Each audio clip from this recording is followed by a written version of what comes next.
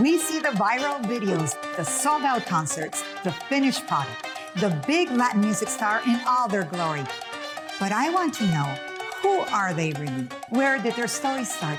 What were the key moments that shaped their careers? I want to know the real person behind the star. I'm sitting down with the biggest names in Latin music to explore their origin stories, how they climbed to the top of the charts, and where they are looking to go. Welcome to In Tune. I'm Leila Cobo.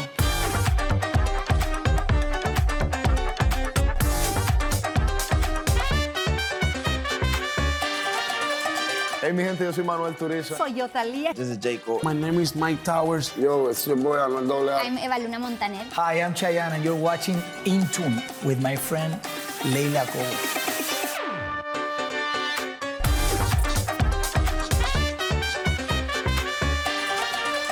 Latin superstar Thalía has had many careers in many areas. She's a singer, she's an actress, she's a producer, she's an incredible businesswoman who's launched multiple lines of beauty and fashion.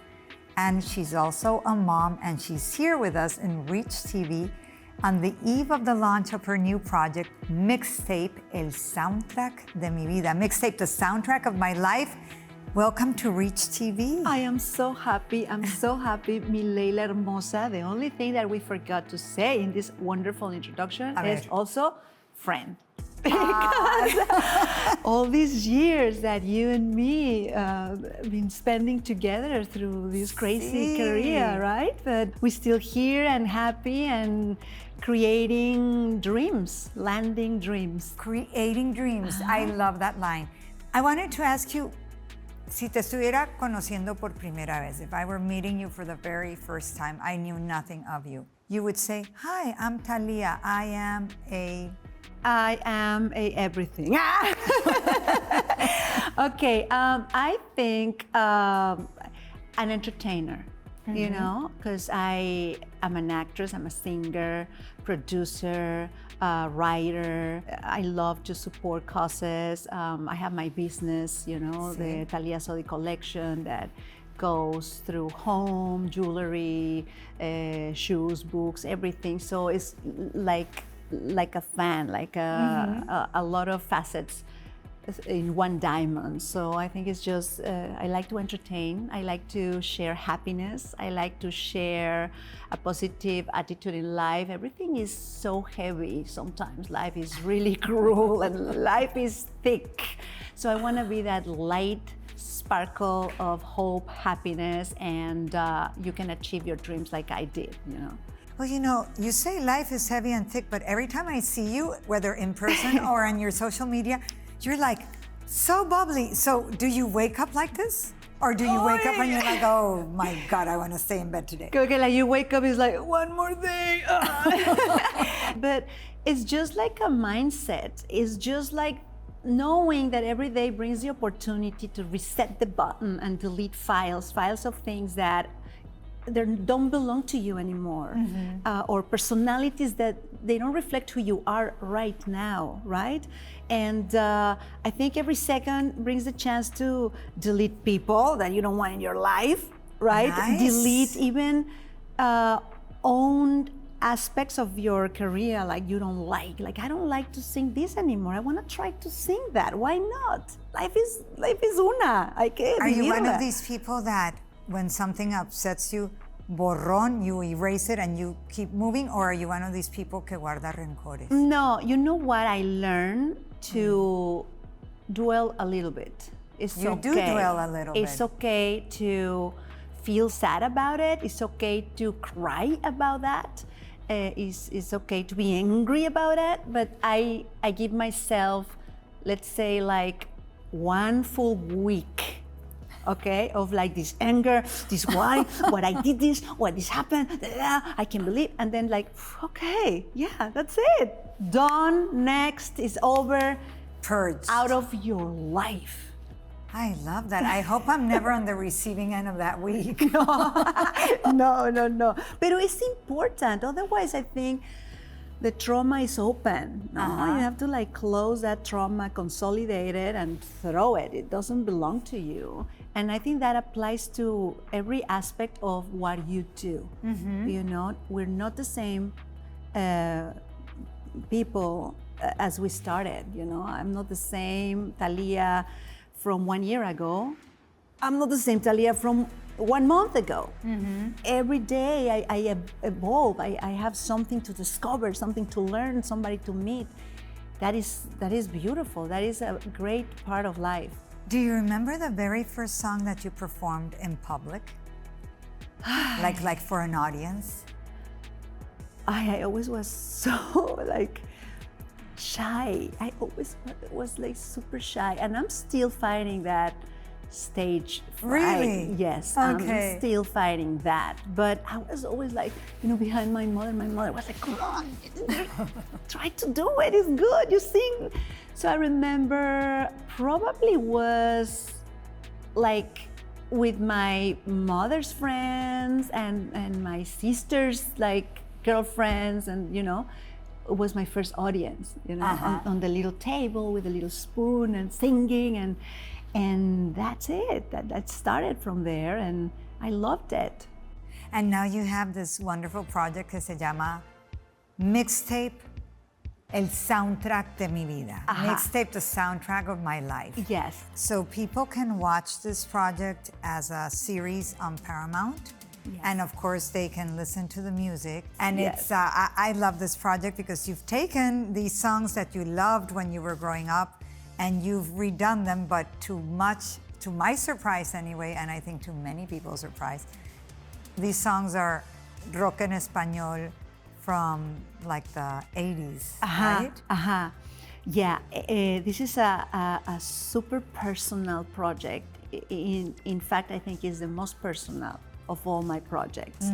And it's because I was so infatuated with rock en español from the 80s and from all these incredible rebels that disturbed society and that gave us the hopes and the dreams of like, oh, we can express who we are, be how we think, you know, it represent us, and don't be that cookie cutter.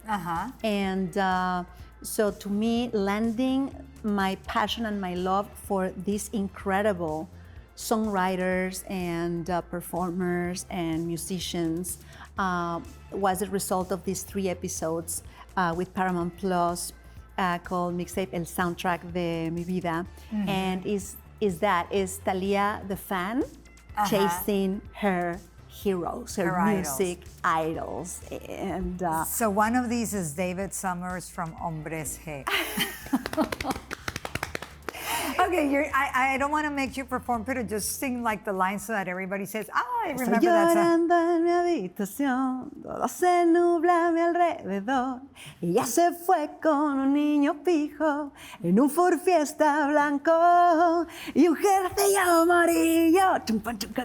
¿Te acuerdas? Bueno, yo fanática, o sea, los amaba y amo. O sea, David, yo cuando lo conocí, Leila, yo temblaba, o sea, así, la fanática dentro de mí, así, lloraba así de lágrima. Y una de las cosas con las que me quedé, porque cuando tú amas a un cantante, a veces que sueñas con sus canciones y sueñas con su interpretación y haces los videoclips en tu mente. Y a mí me quedó la duda y las ganas de ver a David Sommer destrozar el Ford Fiesta blanco. Sí, porque la canción es, lo voy a decir en inglés for people that don't speak Spanish. The song is about, he steals his girlfriend. And so he's dreaming of like catching up with him and destroy the car. And destroying the car, his white Ford Fiesta. Yes, so that's the thing. So yeah, the thing is like in the song, David and Hombres G, of course, they are like, you know, in the revenge mode, you know, like they wanna like, oh, and I wanted to do that with him. So tell us what happens in the video so we can all go look it up. First of all, it's a big process. It was a big process to chase my idols because they are the royalty of that generation and of that music era. You know, they paved the way, the path that we are standing. And so to chase them, to get to them was the first challenge. To get them to say yes to the project was the second challenge. And they said yes. I mean, when I told them, like, it's just like, I want to be the bridge to connect your generation, my generation, and the new generation to don't lose the essence of those songs, how you wrote the song, where were you, what was happening in society back then. Tell me the story so I can be that bridge that through the show talks to the new generation. So they love the idea. Of course, they loved the idea to redo that, and they were so generous that they shared their songs with me. Because those are your jewels. And like if it's somebody David comes and tells me Summers. like, I want to sing with you Piel Morena o Amor a la Mexicana with you, Arrasando, it's like, okay, how you there, right? It's like, that's my song, right? ¿Cómo lo vas a hacer? But depend how you're gonna do it, and depends the whole thing. And I think they love it. They love it because it's also to keep sharing that passion for what they did and what they still doing for music. So you have David Summers, and who else do you have? David Summers, Charlie Alberti From de Soda Stereo. Soda Stereo, que también ese fue un tema cuando yo lo conocí. Leila, it was when I met him, I also was like shaking, like I couldn't talk, like I was like looking at his eyes, and it was the same face with gray hair, handsomer than ever. ¿Cómo se dice? Más guapo que nunca. And I have to say, there's a scene in the video where, you know, Thalía is like singing con Charlie Alberti. And he's playing the drums, right? Because he's the drummer. Y ella viene por detrás y le pone como que la mano acá en la cabeza, y Charlie Alberti como que hace... Y se pone nervioso, se pone rojo. And he doesn't know what to do. Como que It's los dos nos hilarious. pusimos así como It is nerviosos. so funny. You guys have to, Porque if you haven't seen it, you have to know look when it up. you know when you meet somebody and there's like immediate chemistry and immediate like whatever I say they answer, and whatever you think they're saying, and it's just like that's what happened with Charlie and with me. And so it was immediate, like boom, friendship. So this project also gave me that gift. It's the gift of music, the gift of reuniting generations, but also the gift of friendship. Like I text Charlie, where are you? I'm here. Like, where are you? In Florida? Yes, let's get together. Yeah. So we became friends. Or David, like, oh yeah, I'm in New York. Can I see you? I'm with my chica. Estoy con mi chica. Yes, I'm gonna. So that's beautiful. That's beautiful when it can transcend a project. Yes. Music transcends projects and becomes friendship. One thing that has struck me about this project that kind of bridges past and present and future is the fact that when people think about Thalía, a lot of people think she's a pop star, you know, and her music is poppy or it's romantic ballads, but they don't think rock en español, Thalía. No. And I think the fact that you were able to get them to meet you says a lot about the fact that you can bridge different styles. Tú te sientes así that you are not just a pop singer. You've done many styles in your career. Yeah, 100%. And the main objective for me when I thought about this project, I mean, this is my baby. I thought about it, I wrote it, I landed the idea, I found my aliados, you know, my allies to structure my dream and make it happen. My main idea was that I wanna hear the mixtape of every single artist. The first one is Thalía. I'm the first one, right? The guinea pig. But mixtape, I wanna hear everybody's soundtrack of their life. I wanna hear like, okay, for instance, I don't know, imagine Bad Bunny, right? And then, which will be his rock en español? Like mine is rock en español. Those were my heroes. Yeah. Which are his heroes? And then imagine that his heroes are salsa. And then you're like, oh my God. And then you see him sing with some of his heroes. Or Rosalia, I don't know, imagine if she tells you my heroes were La Pantoja and whatever. And then you're like, oh my God, and you see her singing with them. So that's what I would love to create with this, that everybody can show their mixtape. Now, you really have nothing left to prove. You've had like this beautiful career with so many facets. So what motivates you to keep on doing things? Just to feel creative, just to feel that I'm doing something to elevate someone's spirit, to make someone think positive about themselves, to give them some kind of hope or dream, to give myself hope and dream. Basically that's what I keep going and keep inventing things that make me feel happy. I did so many things that it was because, you know, you have to do it because this is what the music is happening, or this is like the writer, or why don't you do this with this the author or whatever. And it's just like, now I just want to be happy. And I want to do what I want to do. I want to just enjoy life. That's my motto. So you have the privilege of doing the stuff you love. Eso te motiva por las mañanas. But I think everybody has that privilege. Everybody has that privilege, and it's just a choice, right? Especially right now in social media, everybody can have their 15 minutes of fame. Everybody in the world could be famous, could be. But it's a choice. It's like, okay, what am I gonna do with this platform? What am I gonna do with my message? How am I gonna get my people, my tribe, my family, of whoever likes this niche that I'm building? So it's like this extended family. What are we gonna do together? That's what Web3 is all about. Building it up together, the blocks of blockchain, right? So fans are very important to you, and you in your social media, I see you're talking to them all day long, como si estuviéramos aquí en el cuarto. So what do they mean to you? Are they your extended family, you would say? They are, Leilita, I have to say, because they've been with me through good and bad, and especially in my low moments. Oh my goodness, they been there, like, are you okay? Sending me like notes or poems or whatever. Like when my mother died, for instance, oh my God, every of the loyal ones, like I know them, like they're there. And so they're dear to me. It's my family, it's my extended arm. It's just like beautiful. And we protect each other.